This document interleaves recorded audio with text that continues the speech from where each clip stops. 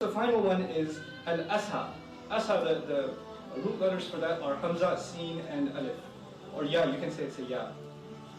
And this is regret, really. Regret or sadness over an opportunity that was lost. Or an opportunity that was, I could have done that. Oh, I didn't do it. Didn't work. You're looking back and you keep beating yourself up over what you could have done, and you was right there. If you just did it, things could have been so much better. Why didn't I take that opportunity? A lot of times, people, when they email me, especially with the subject heading being sadness or depression or something, usually has to do with relationships. There was a sister, I wanted to marry her, and I should have proposed, and then she married someone else, and I'm sad every day, and I keep thinking about how I should have got the guts and talked to her dad, and I didn't do it, blah, blah, blah. This is al-Asha. But it's also a kind of sadness that's not just on opportunities lost, but it's also a kind of sadness that expresses when you did something bad in your past, and you feel like that bad deed you did, whatever it is, don't tell me, whatever it is going to affect negatively everything you do in your future. Like your mistake from the past is going to negatively affect everything you do in your future. This word is al-Asad. This is also used in the Quran. And this word, it's important for Muslims to understand because we're living in a time where the opportunity to do really bad things very, very easily has been made convenient, right? So we can do pretty bad things, spiritually speaking, to ourselves and damage our souls with very little effort. And when that happens, then we get into a state of depression. What kind of scum am I? To the world, where the world thinks I'm Muslim, but look at me on the inside, look at the kinds of stuff I'm up to, how can I even live with myself? And there's this regret over what you've committed in the past, and what most people do when they don't know how to deal with this, is they look at their past mistake, and they define themselves with their past mistake.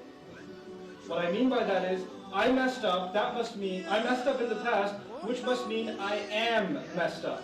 There's a difference between I messed up and I am messed up. When people mess up, that doesn't mean they are messed up. That just means they messed up in the past. That is no guarantee that they will mess up in the future until they convince themselves that they are in fact messed up.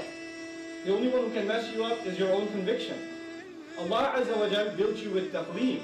You could get hit, that building could get hit, it could get rattled, but you can fix the damage and maintain the building. Or you could say, let it get hit some more until the building collapses. Then don't blame the architect. Don't blame the architect. That's you brought that on yourself.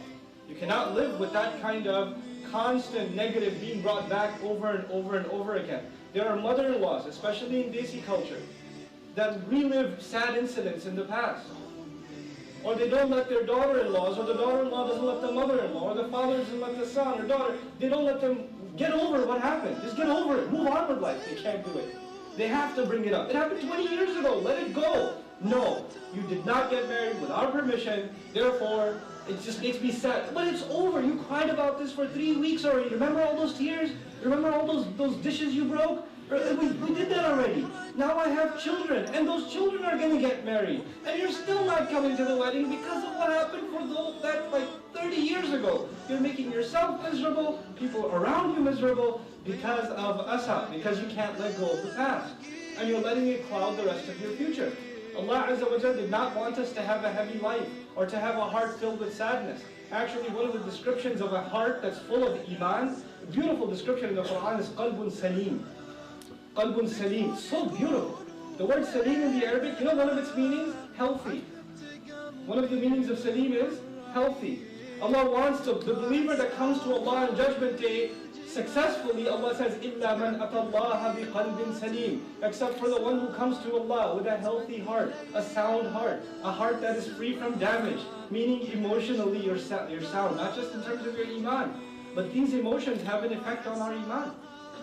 Fear, anger, depression, grief, all these things are directly related to our iman.